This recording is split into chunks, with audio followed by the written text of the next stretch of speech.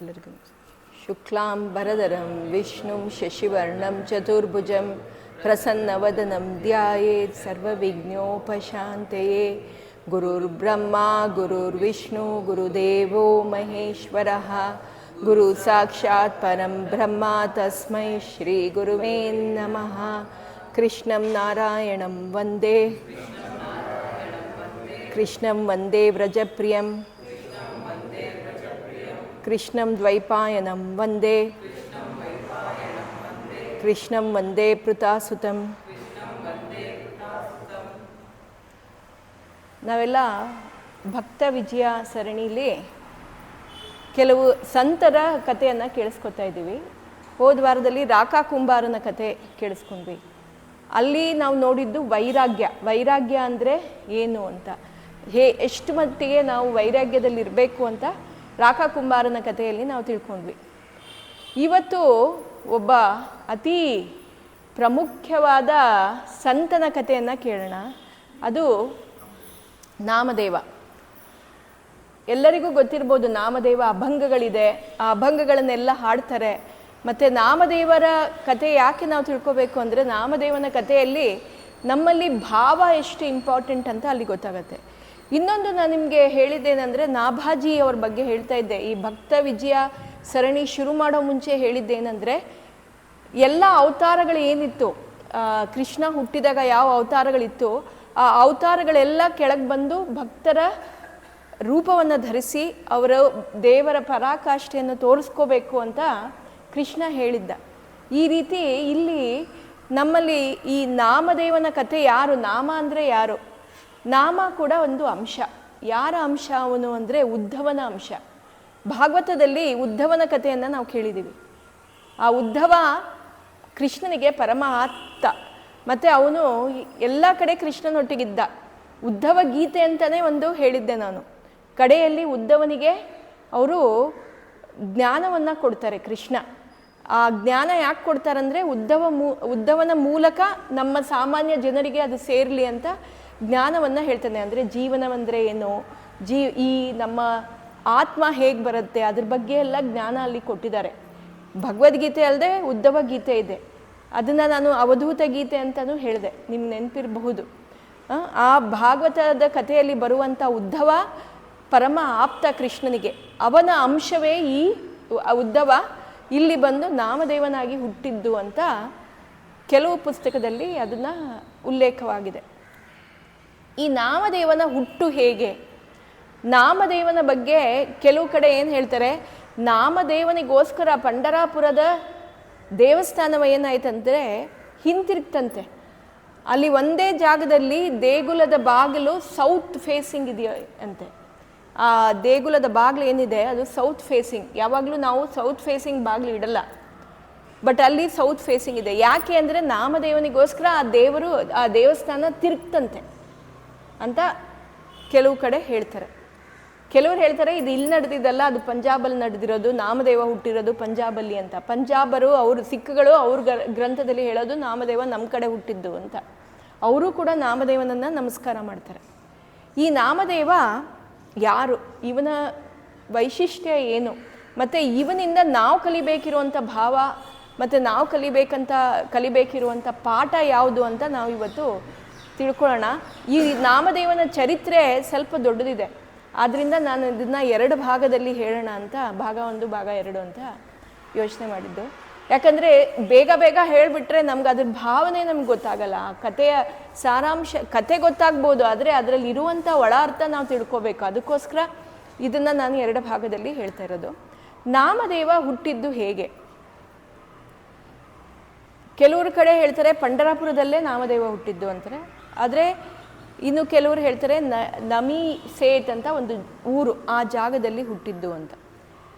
ನಾಮದೇವನ ತಂದೆ ಹೆಸರು ದಾಮ ಸೇಟ್ ಅಂತ, ದಾಮಾಜಿ ಅಂತ ಹೇಳ್ತಾ ಇದ್ರು. ದಾಮಾಜಿ ಅವ್ರಿಗೆ ಗೋನಾಯಿ ಅನ್ನೋ ಹೆಂಡತಿ. ಆ ಹೆಂಡತಿ ಇವರಿಗೆ ಮಕ್ಕಳಾಗಿರಲಿಲ್ಲ ಅಂತ ಕೆಲವು ಕಡೆ.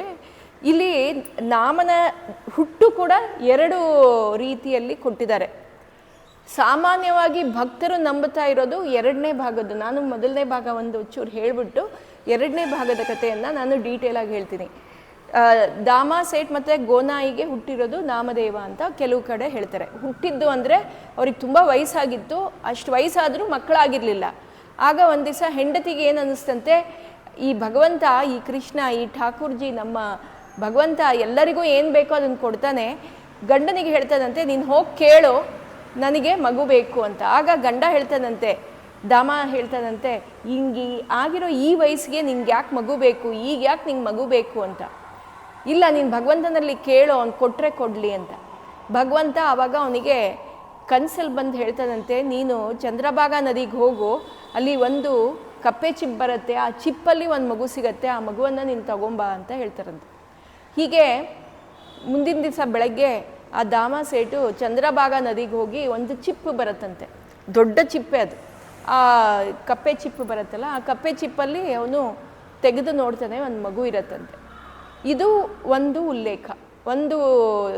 ಒಂದು ಕಡೆ ಬರೆದಿರೋದು ನಾಮದೇವ ಹೀಗೆ ಹುಟ್ಟಿದ್ದು ಅಂತ. ಇನ್ನೊಂದು ಕಡೆ ಏನಂದರೆ, ದಾಮನಿಗೆ ಒಂದು ಮಗಳಿದ್ಲಂತೆ.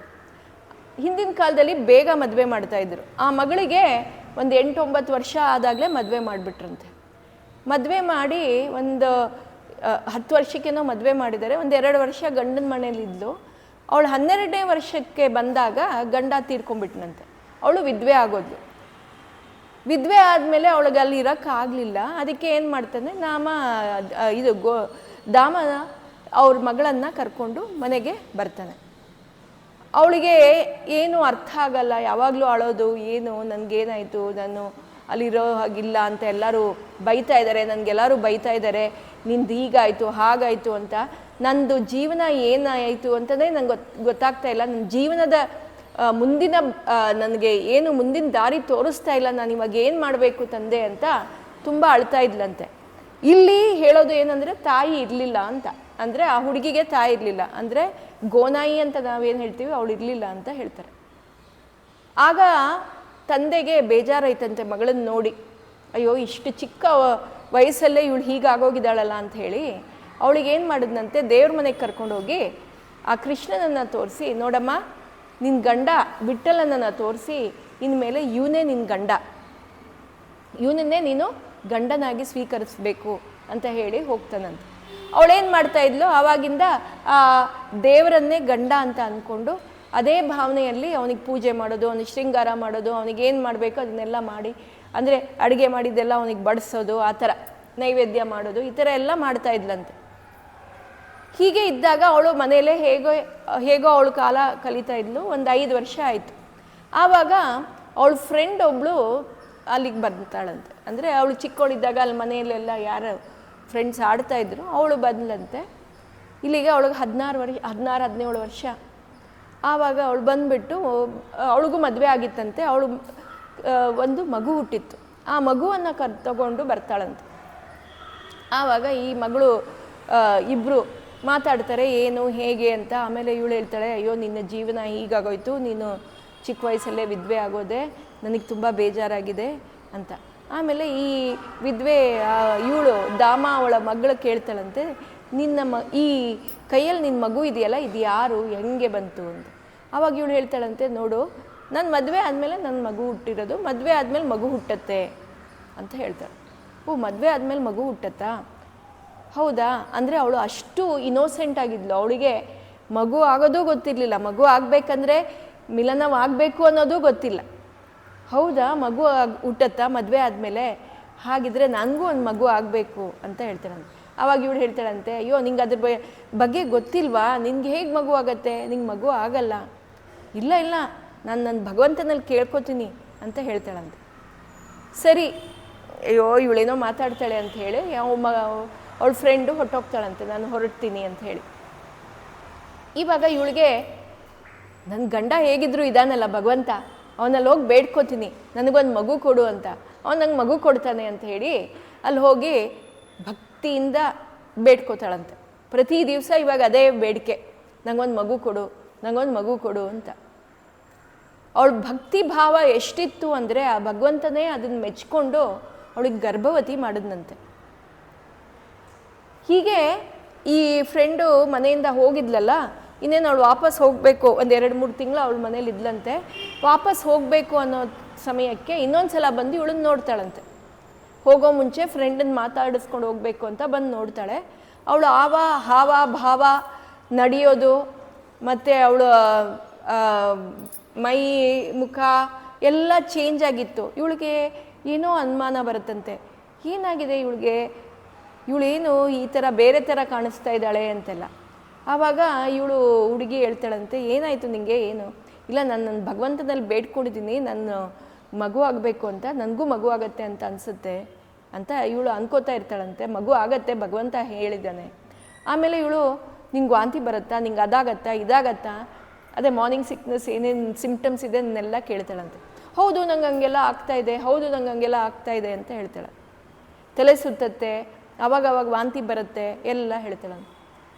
ಆವಾಗ ಈ ಹುಡುಗಿಗೆ ಫ್ರೆಂಡಿಗೆ, ಏನಿದು ಆಶ್ಚರ್ಯ, ಹೌದಾ, ಹಾಗಾದರೆ ನೋಡ್ಕೊ ನೀನು ಅಂತ ಹೇಳ್ಬಿಟ್ಟು ವಾಪಸ್ ಬಂದುಬಿಡ್ತಾಳಂತೆ. ಬಂದು ತಂದೆ ತಾಯಿಗೆ ಹೇಳ್ತಾಳಂತೆ, ನಾನು ದಾಮ ಅವ್ರ ಮನೆಗೆ ಹೋಗಿದ್ದೆ, ನನ್ನ ಫ್ರೆಂಡಿಗೆ ಹೀಗೆಲ್ಲ ಆಗಿದೆ ಅಂತ.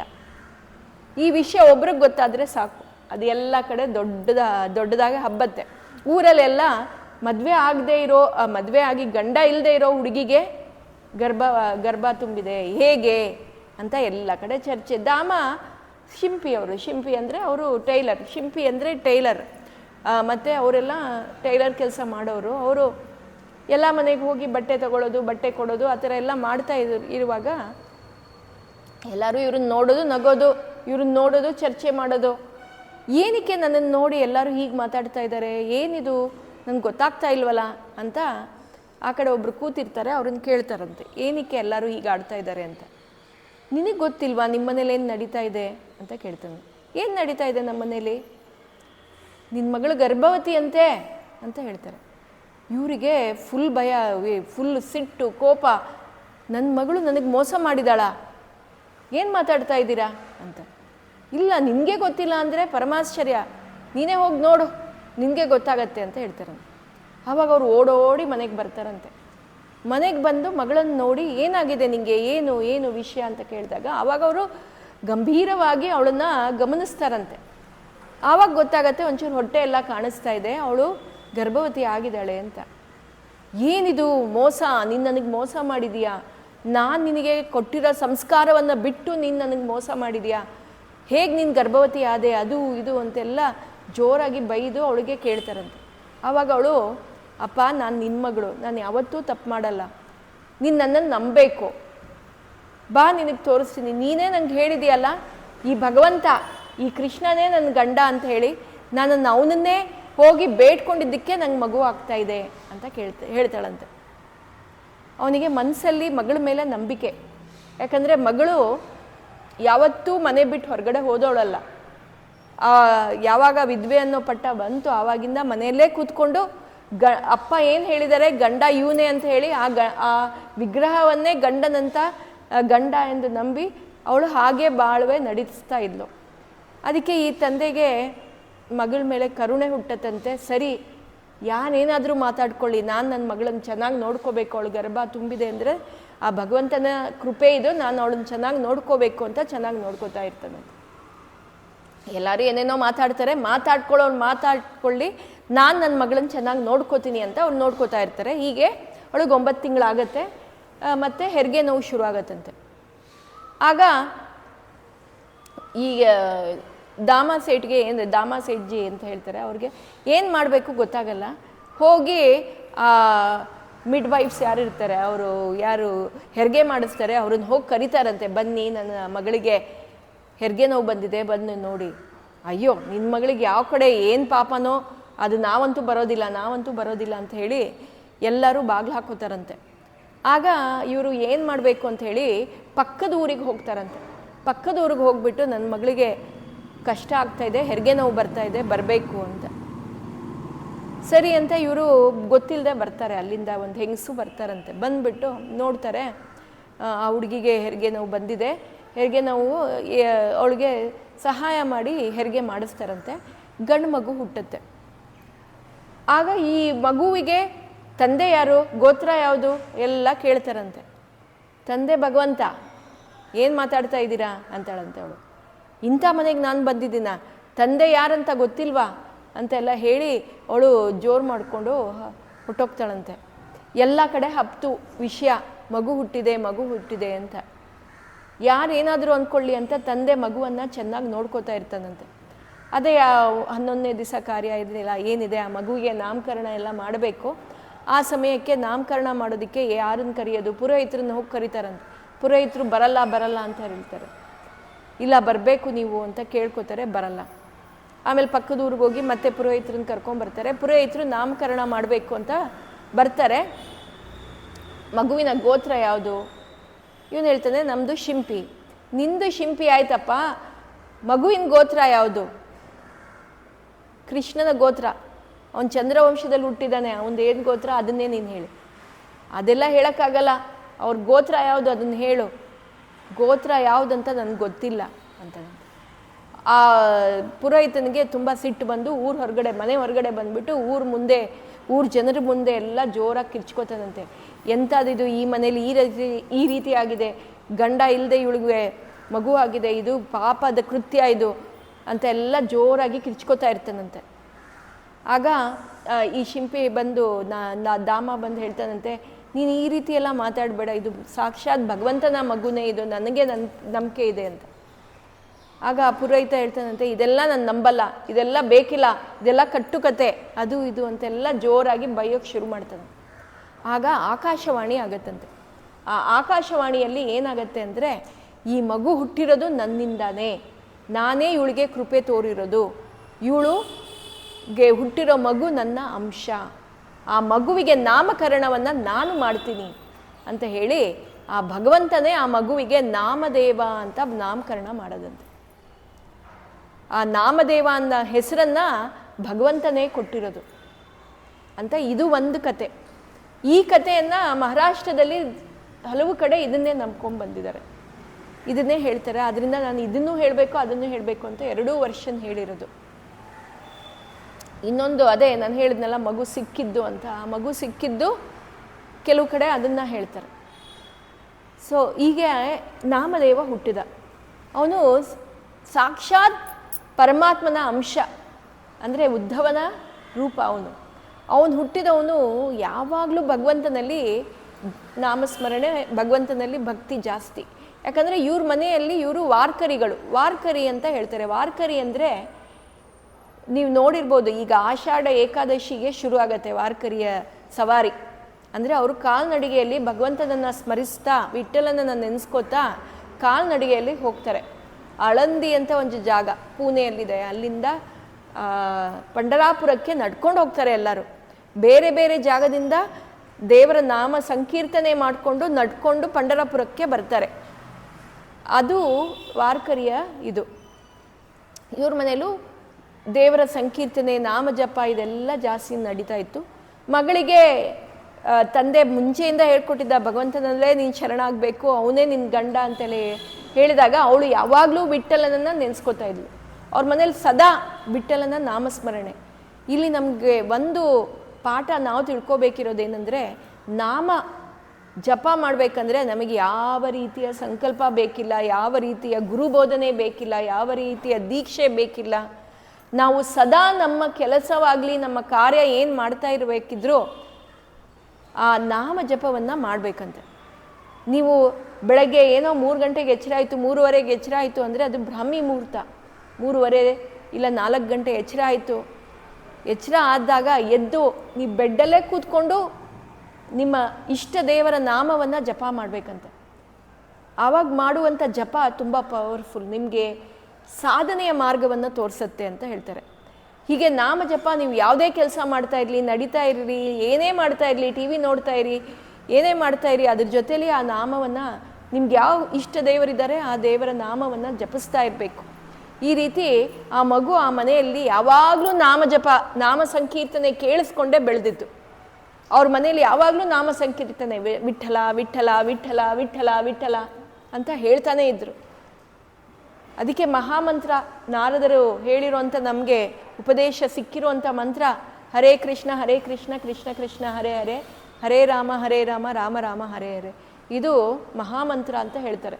ಆ ಮಹಾಮಂತ್ರವನ್ನು ಯಾವಾಗಾದರೂ ನಾವು ಜಪ ಮಾಡ್ಬೋದು. ಆದರೆ ಮಂತ್ರ ಜಪಕ್ಕೆ ಮಾತ್ರ ಸ್ನಾನ ಆಗಲೇಬೇಕು. ಸ್ನಾನ ಆಗದೆ ಮಂತ್ರ ಜಪ ಮಾಡೋ ಹಾಗಿಲ್ಲ. ನಾಮ ಜಪ ಹೇಗಿದ್ರೂ ಮಾಡ್ಬೋದು, ಹೆಂಗಿದ್ರೂ ಮಾಡ್ಬೋದು, ಎಲ್ಲಿದ್ರೂ ಮಾಡ್ಬೋದು, ನಡ್ಕೊಂಡು ಹೋಗ್ತಾ ಇದ್ರೂ ಮಾಡ್ಬೋದು. ನೀವು ಗಾಡಿ ಓಡಿಸ್ತಾ ಇರುವಾಗ, ಇಲ್ಲ ನೀವು ಅಡುಗೆ ಮಾಡ್ತಾ ಇರುವಾಗ, ಅಡುಗೆ ಮಾಡ್ತಾ ಇರುವಾಗ ನಾಮ ಜಪ ಮಾಡ್ಕೊಂಡು ಅಡುಗೆ ಮಾಡಿದ್ರೆ ಅವನು ಅಲ್ಲಿಂದ ನನ್ನನ್ನು ನೆನೆಸ್ಕೊಂಡು ಅಡುಗೆ ಮಾಡ್ತಾ ಇದ್ದಾನೆ, ಅವಳು ಹೆಂಗೆ ಮಾಡಿದ್ರು ಅದು ಸರಿಯಾಗಿ ಆಗಬೇಕು, ರುಚಿ ಇರಬೇಕು ಅಂತ ರುಚಿ ಆಗತ್ತಂತೆ ನಮ್ಮ ಅಡುಗೆ. ಅದಕ್ಕೆ ನಾಮ ಜಪ ಮಾಡ್ಕೊಂಡು ಮಾಡಿದಾಗ ಅಲ್ಲಿ ಬರುವಂಥ ಪಾಸಿಟಿವ್ ವೈಬ್ಸ್ ನಮ್ಮ ಆಹಾರದಲ್ಲೂ ಇರುತ್ತಂತೆ. ಆ ಪಾಸಿಟಿವಿಟಿ ನಮಗೆ ಆರೋಗ್ಯಕರವಾಗಿ ಮಾಡುತ್ತೆ ಅಂತ ಹೇಳ್ತಾರೆ. ಹೀಗೆ ನಾಮಜಪ ಯಾವಾಗಲೂ ನಡೀತಾ ಇತ್ತು. ಈ ಮಗು ಕೂಡ ನಾಮಜಪದ ಮಧ್ಯದಲ್ಲೇ ಬೆಳೆದ. ಅವನು ಮಕ್ಕಳೊಟ್ಟಿಗೆ ಆಡ್ತಾ ಇರಲಿಲ್ಲ, ಯಾವಾಗಲೂ ಭಗವಂತನೊಟ್ಟಿಗೆ, ಯಾವಾಗಲೂ ದೇವರ ನಾಮ. ಮತ್ತು ಅವರು ತಾತ ಯಾವಾಗಲೂ ದೇವರ ವಿಗ್ರಹವನ್ನು ಪೂಜೆ ಮಾಡೋದು, ಶೃಂಗಾರ ಮಾಡೋದು. ಅವರು ಯಾವ ಷೋಡಶೋಪಚಾರ ಪೂಜೆ ಅಂತ ಏನು ಹೇಳ್ತಾರೆ, ಧ್ಯಾನ, ಆವಾಹನೆ ಎಲ್ಲ, ಆಚಮನ, ಆಮೇಲೆ ಅರ್ಘ್ಯ, ಅದನ್ನೆಲ್ಲ ಏನು ಮಾಡ್ತಾ ಇದ್ದ ಅದನ್ನೆಲ್ಲ ಇವನು ನೋಡೋದಂತೆ. ನೋಡಿಕೊಂಡು ಅವನು ಒಂದು ಚಿಕ್ಕ ವಿಗ್ರಹ ಇಟ್ಕೊಂಡು ಅದಕ್ಕೂ ಅದೇ ರೀತಿ ಮಾಡ್ತಾ ಇದ್ನಂತೆ. ಇದನ್ನು ನೋಡಿ ಆ ತಾತನಿಗೆ ತುಂಬ ಖುಷಿ, ಈ ಮಗು ಎಷ್ಟು ಭಕ್ತಿಯಿಂದ ಪೂಜೆ ಮಾಡುತ್ತಪ್ಪ ಅಂತ ಹೇಳಿ. ಇವನಿಗೆ ಒಂದು ಆಸೆ, ಆ ಮಗುಗೆ ಇವಾಗ 5 ವರ್ಷ ಆಯಿತು. ಆ ಮಗುಗೆ ಏನು ಆಸೆ ಅಂದರೆ, ಆ ದೊಡ್ಡ ವಿಗ್ರಹಕ್ಕೆ ನಾನು ಪೂಜೆ ಮಾಡಬೇಕು. ಈ ಚಿಕ್ಕ ವಿಗ್ರಹಕ್ಕೆ ಮಾಡ್ತಾ ಇದ್ದೀನಿ, ಆದರೆ ಆ ದೊಡ್ಡ ವಿಗ್ರಹಕ್ಕೆ ನಾನು ಪೂಜೆ ಮಾಡಬೇಕು ಅಂತ. ಅವ್ನು ಬಂದು ತಾತನ ಕೇಳ್ತಾನಂತೆ, ತಾತ ನಾನು ಆ ವಿಗ್ರಹಕ್ಕೆ ಪೂಜೆ ಮಾಡ್ತೀನಿ, ನಂಗೆ ಅದು ಕೊಡು, ನಾನು ಮಾಡ್ತೀನಿ ಅಂತ. ಅದಕ್ಕೆ ತಾತ ಹೇಳ್ತಾನಂತೆ, ಇಲ್ಲ ನಿನ್ಗಿನ್ನೂ ಅಷ್ಟು ಬುದ್ಧಿ ಬಂದಿಲ್ಲ, ನೀನು ಈಗಲೇ ಇದನ್ನು ಮಾಡೋ ಹಾಗಿಲ್ಲ, ನಾನು ಹೇಳ್ತೀನಿ ಅವಾಗ ನೀನು ಮಾಡು ಅಂತ. ಇಲ್ಲ, ನಾನು ಮಾಡಬೇಕು. ಈ ಮಗುವಿನ ಹಠವನ್ನು ನೋಡಿ ತಾತ ಹೇಳ್ತಾನಂತೆ, ನೋಡು, ನಾನು ಏನು ಬಟ್ಟೆ ಎಲ್ಲ ಹೊಡೆದಿದ್ದೀನಿ, ಆ ಬಟ್ಟೆ ಎಲ್ಲ ಕೊಡೋಕ್ಕೆ ಬೇರೆ ಊರಿಗೆ ಹೋಗಬೇಕು, ನಾನು ಒಂದು 3 ದಿವಸ ಇರಲ್ಲ. ಆ 3 ದಿವಸ ನೀನೇ ಠಾಕೂರ್ಜಿ ಸೇವೆ ಮಾಡಬೇಕು, ನೀನೇ ಆ ದೇವರ ಸೇವೆಯನ್ನು ನೀನು ಮಾಡಬೇಕು. ಸೇವೆಯಲ್ಲಿ ಯಾವ ಲೋಪದೋಷನೂ ಆಗಬಾರ್ದು. ಯಾವ ಲೋಪದೋಷವಾದರೂ ಆದರೆ ನಾನು ಮತ್ತೆ ನಿನಗೆ ಪೂಜೆ ಮಾಡೋದಕ್ಕೆ ಬಿಡೋದಿಲ್ಲ. ಮತ್ತು ನಾನು ನಿಂಗೆ ಏನು ಹೇಳಿದ್ದೀನಿ, ಷೋಡಶೋಪಚಾರ ಪೂಜೆಗಳು ಏನೇನು ಮಾಡಬೇಕು ಅದನ್ನೆಲ್ಲ ಮಾಡಬೇಕು ನೀನು ಅಂತ ಹೇಳ್ತಾನಂತೆ. ನೀನು ಮಾತ್ರ ದೇವರಿಗೆ ಆಹಾರ ಸಮರ್ಪಣೆ ಮಾಡದೆ ನೀನು ತಿನ್ನೋ ಹಾಗಿಲ್ಲ, ಅಂದರೆ ನೈವೇದ್ಯ ಮಾಡದೆ ನೀನು ತಿನ್ನೋ ಹಾಗಿಲ್ಲ ಅಂತ ಹೇಳ್ತಾನಂತೆ. ಈ ಮಗು ಹೇಳತ್ತಂತೆ, ಸರಿ ಹಾಗೆ ಆಗಲಿ, ನೀನು ಯಾವತ್ತು ಹೋಗೋದು ಊರಿಗೆ? ಹೋಗ್ತೀನಿ. ಆಮೇಲೆ ಹೇಳ್ತಾನಂತೆ, ನೀನು ನೋಡ್ಕೋ ನಾನು ಹೇಗೆ ಮಾಡ್ತೀನಿ, ಈ ಷೋಡಶೋಪಚಾರ ಪೂಜೆ ಹೇಗೆ ಮಾಡ್ತೀನಿ ಅದನ್ನೆಲ್ಲ ನೋಡ್ಕೊ ಅಂತ. ಸರಿ ಅಂತ ಹೇಳಿ ಈ ಮಗು ಎಲ್ಲ ಅಬ್ಸರ್ವ್ ಮಾಡತ್ತಂತೆ, ಏನೇನು ಮಾಡ್ತಾರೆ, ತಾತ ಹೆಂಗೆ ಮಾಡ್ತಾರೆ, ಫಸ್ಟ್ ಏನು ಮಾಡ್ತಾರೆ, ಧ್ಯಾನ ಮಾಡಿ ದೇವರನ್ನು ಕರೆಯೋದು, ಆಹ್ವಾನ ಮಾಡೋದು, ಅವರ ಪಾದಕ್ಕೆ ನೀರು ಅರ್ಘ್ಯವನ್ನು ಬಿಡೋದು, ಹಸ್ತೋ ಅರ್ಘ್ಯಂ ಸಮರ್ಪಯಾಮಿ, ಮುಖಾರವಿಂದಂ ಮುರುಕಂ ಮಧುಪರ್ಕಂ ಸಮರ್ಪಯಾಮಿ, ಅಂದರೆ ನೀರನ್ನು ನಾವೇನು ಷೋಡಶೋಪಚಾರ ಪೂಜೆಯನ್ನೇ ಮಾಡ್ತೀವಿ ಅದನ್ನೆಲ್ಲ ಹೇಳ್ತಾನಂತೆ, ಅದನ್ನೆಲ್ಲ ನೋಡ್ತಾನಂತೆ, ಎಲ್ಲ ಅಬ್ಸರ್ವ್ ಮಾಡ್ತಾನಂತೆ. ಹಿಂಗೆ ಮಾಡಬೇಕು ಅಂತ ಹೇಳಿ ಎಲ್ಲ ಮಾಡಿ, ನೆಕ್ಸ್ಟ್ ತಾತ ನೀನು ಯಾವತ್ತು ಹೋಗೋದು? ನಾನು ನೋಡ್ಕೊಂಡಾಯ್ತು, ನಾನು ಮಾಡ್ತೀನಿ ನಿಂಗೆ ಪೂಜೆ, ನಿನ್ನ ತಾತ ಯಾವತ್ತು ಹೋಗೋದು? ಹೋಗ್ತೀನಿ, ಇನ್ನೊಂದು 2 ದಿವಸಕ್ಕೆ ಹೋಗ್ತೀನಿ ಅಂತ ಹೇಳಿ ಹೋಗೋ ದಿವಸ ಬಂತು. ನಾಳೆ ನಾನು ಹೋಗ್ತಾ ಇದ್ದೀನಿ, ನೀನೇ ನೋಡ್ಕೋಬೇಕು ಅಂತ. ಇವನಿಗೆ ಎಲ್ಲಿಲ್ಲದ ಖುಷಿ, ಎಲ್ಲಿಲ್ಲದ ಸಂತೋಷ. ಫ್ರೆಂಡ್ಸ್ ಹತ್ರ ಎಲ್ಲ ಹೋಗಿ ನಾನು ನಾಳೆಯಿಂದ ಪೂಜಾರಿ, ನಾನು ನಮ್ಮ ದೇವರಿಗೆ ನಾನೇ ಪೂಜೆ ಮಾಡೋದು ಅಂತೆಲ್ಲ ಹೇಳ್ತಾನಂತೆ. ಅವರೆಲ್ಲ ಕೇಳ್ತಾರಂತೆ, ನಿಂಗೆ ಮಾಡೋಕ್ಕೆ ಬರುತ್ತಾ, ನಿಂಗೆ ಗೊತ್ತಾಗತ್ತಾ? ನಾನು ಮಾಡ್ತೀನಿ ಅಂತ.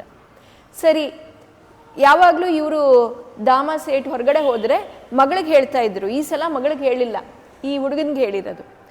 ಇವಾಗ ಈ ಮಗು ರಾತ್ರಿ ಎಲ್ಲ ಮಲಗಬೇಕಲ್ಲ, ತಾತ ಬೆಳಗ್ಗೆ ಎದ್ದು ಹೋಗೋದು, ರಾತ್ರಿ ಮಲಗ್ತಾನೆ ಇಲ್ಲ ಅವನು.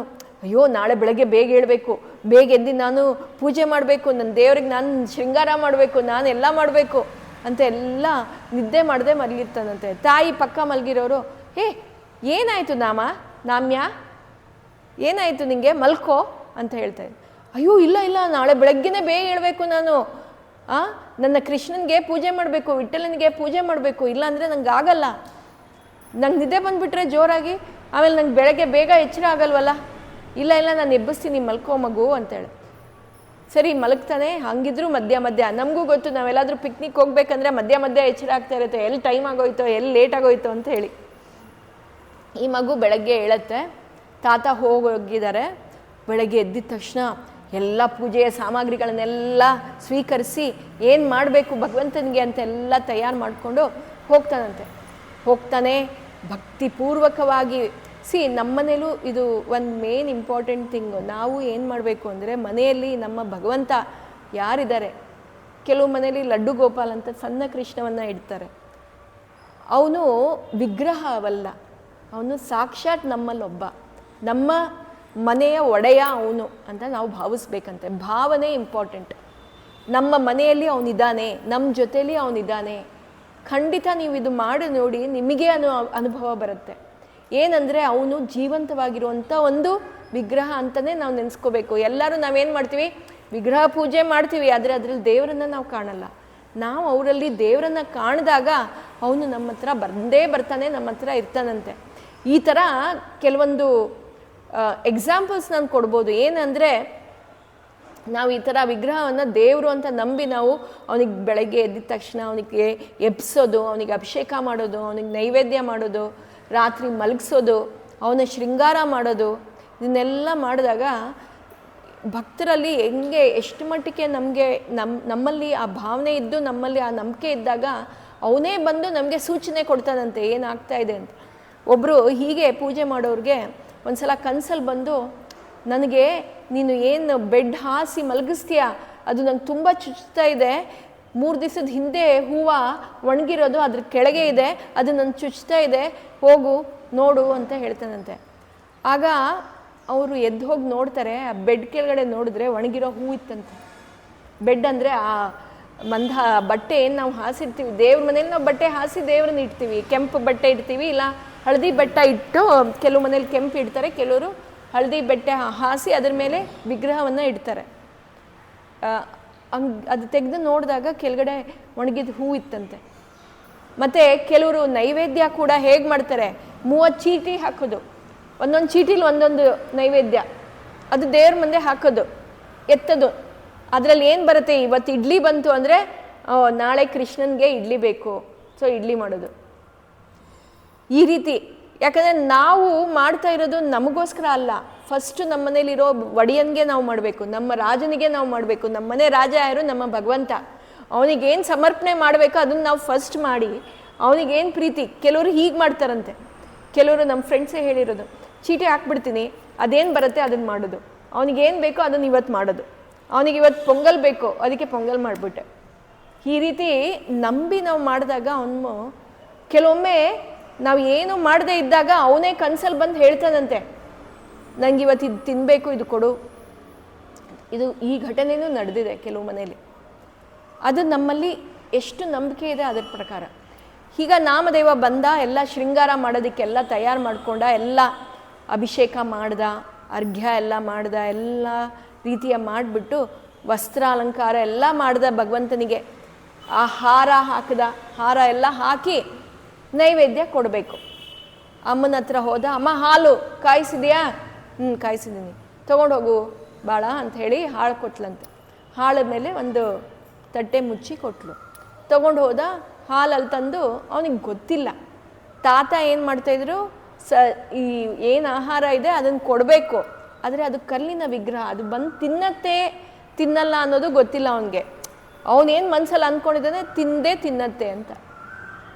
ಸೊ ಅವನು ಹೋಗ್ತಾನೆ, ಹಾಲು ಇಡ್ತಾನೆ, ಎಲ್ಲ ಮಾಡಿದೀನಿ ವಿಠಲ, ಹಾಲು ಕುಡಿ ಈಗ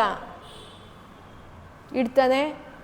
ಒಂದು ಸ್ವಲ್ಪ ಹೊತ್ತು ಕೂತ್ಕೋತಾನೆ, ಮೆತ್ತಿಗೆ ತಟ್ಟೆ ತೆಗೆದು ನೋಡ್ತಾನೆ, ಏನೂ ಕಮ್ಮಿ ಆಗಿಲ್ಲ, ಹಾಲು ಹಾಗೇ ಇದೆ. ಏನಾಯಿತು, ಹಾಲು ಕಮ್ಮಿ ಆಗಿಲ್ವಲ್ಲ, ಗೊತ್ತಾಗಲ್ಲ.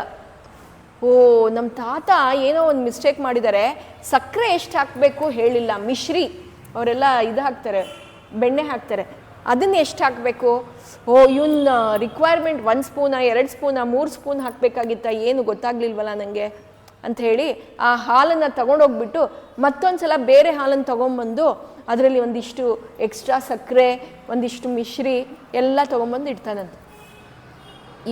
ಇವಾಗ ಕುಡಿ, ಸರಿಯಾಗಿ ಮಾಡ್ಕೊಂಬಂದಿದ್ದೀನಿ, ನನಗೆ ಆ ತಾತ ಹೇಳಿಲ್ಲ ಹೆಂಗೆ ಕೊಡಬೇಕು ಏನು ಕೊಡಬೇಕು ಅಂತ, ಇವಾಗ ಬೇರೆ ಥರ ಮಾಡ್ಕೊಂಬಂದಿದ್ದೀನಿ, ಕುಡಿ ಅಂತ ಹೇಳ್ತಾನೆ. ಸ್ವಲ್ಪ ಹೊತ್ತು ಕೂತ್ಕೋತಾನೆ, ಆಮೇಲೆ ತೆಗೆದು ನೋಡ್ತಾನೆ, ಹಾಲು ಕಮ್ಮಿ ಆಗಿಲ್ಲ.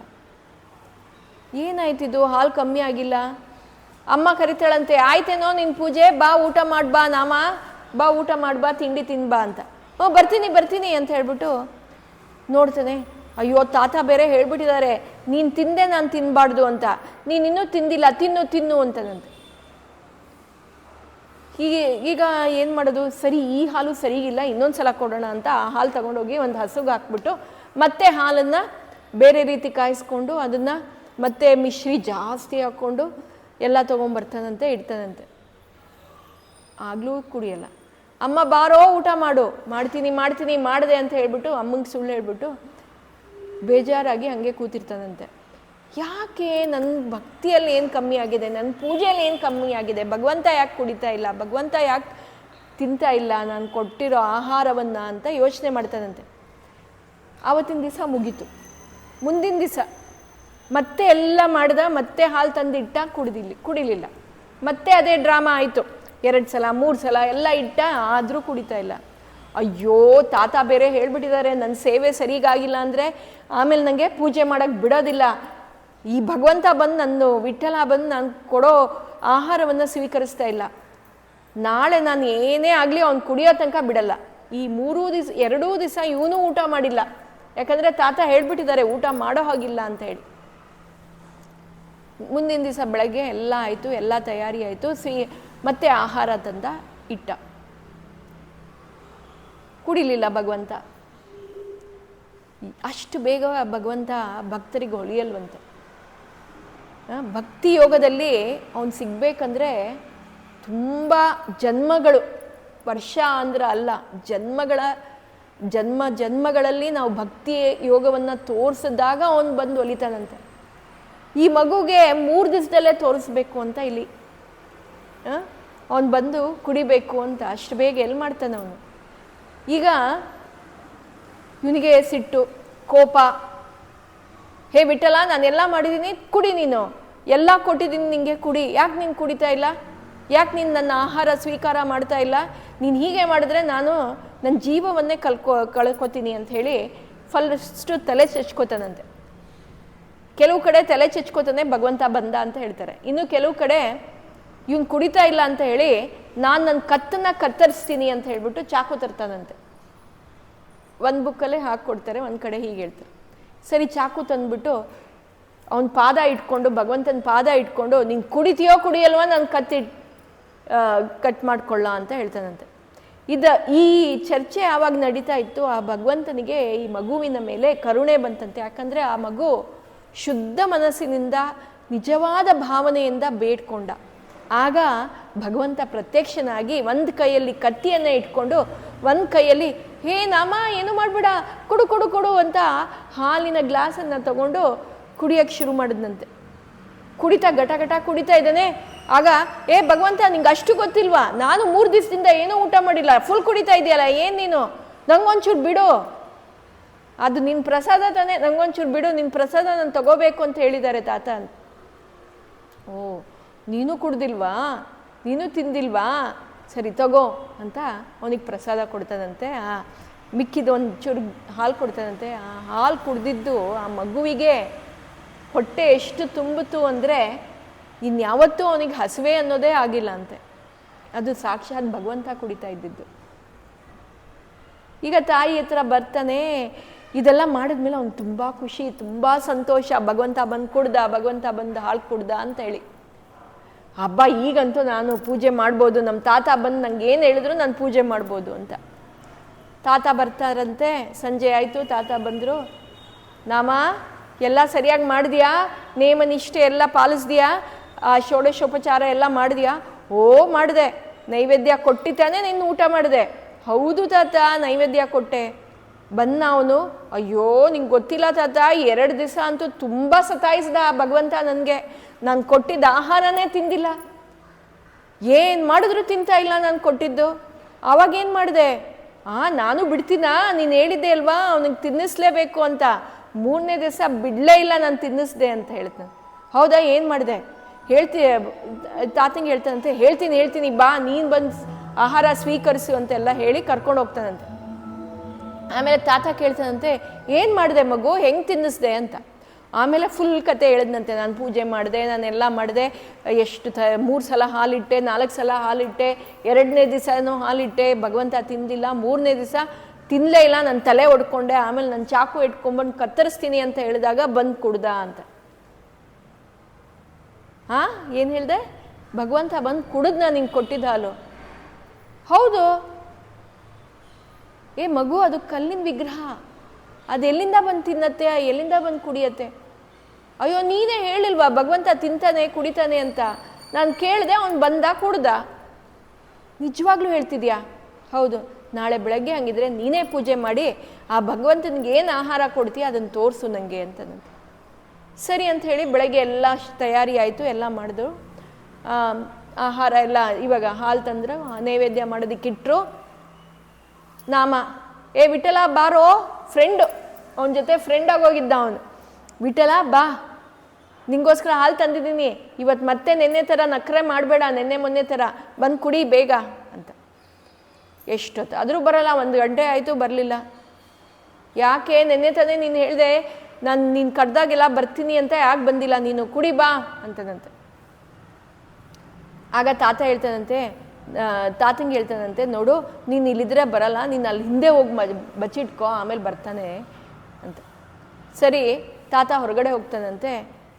ಇವನು ಬೇಡ್ಕೋತಾ ಇದ್ದಾನೆ, ತಂದೆ ಬಾ ವಿಠಲ ಬಾ, ಬಂದು ಕುಡಿ ಅಂತ. ಆಗ ವಿಠಲ ಹೇಳ್ತಾನಂತೆ, ನೋಡು ಮಗು, ನಿನಗೆ ನನ್ನ ದರ್ಶನದ ಯೋಗ ಇದೆ, ನಿನ್ನ ತಾತನಿಗೆ ಆ ದರ್ಶನದ ಯೋಗ ಇಲ್ಲ, ನಾನು ಬರೋ ಹಾಗಿಲ್ಲ ಅಂತ. ಅದೆಲ್ಲ ನಂಗೆ ಗೊತ್ತಿಲ್ಲ, ನನಗೆ ಪೂಜೆ ಮಾಡಬೇಕು ಅದನ್ನೆಲ್ಲ ಹೇಳ್ಕೊಟ್ಟಿರೋದೇ ನಮ್ಮ ತಾತ, ಅವರೇ ನಮ್ಮ ಗುರು, ಅವರೇ ನನಗೆಲ್ಲ ಹೇಳ್ಕೊಟ್ಟಿರೋದು.